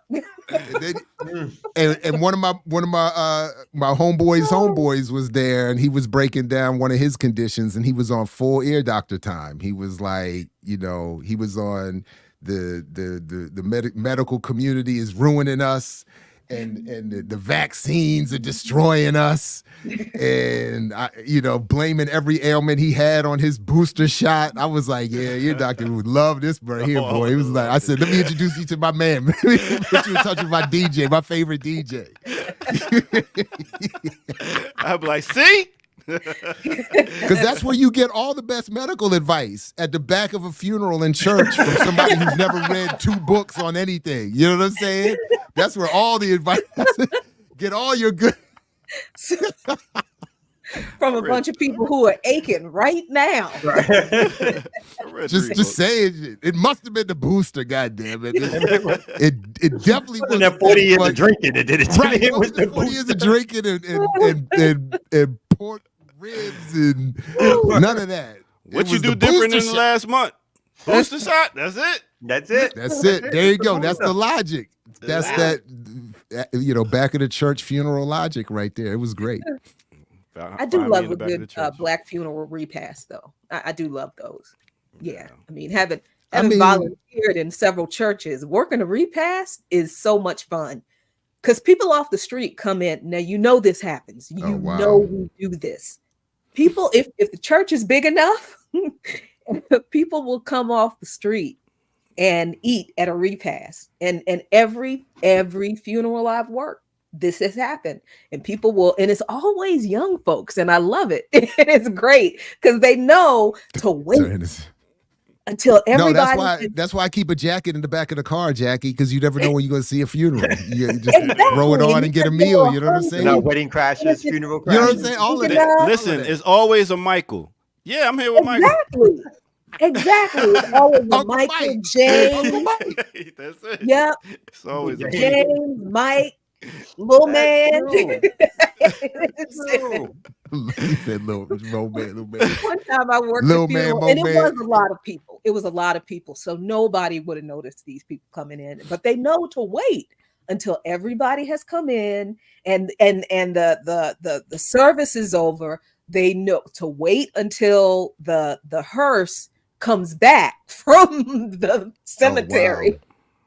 And everybody comes back in. That's then professional. They come in. Then they come in at the end of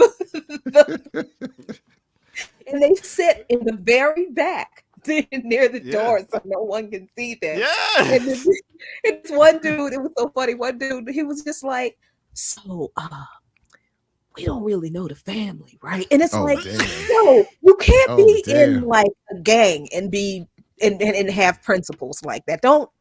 I appreciate you being honest, brother, but I'm trying to help you out. Don't tell me you don't know the family, because I know you don't know the family, because I saw how you came in. And now you made me complicit. And I didn't see you when the funeral was going on. I know you don't know the family.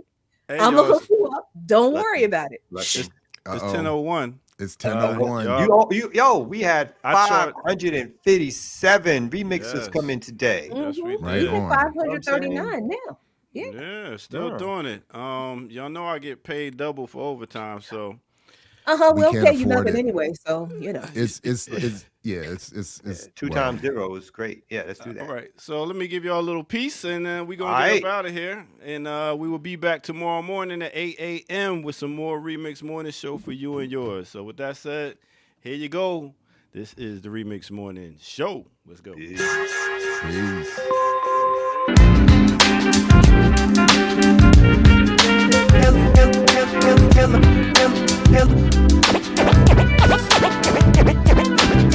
Hello, my love, I heard a kiss from you.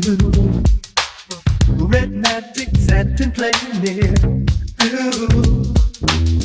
All through the morning rain I gazed, the sun doesn't shine. Rainbows and waterfalls run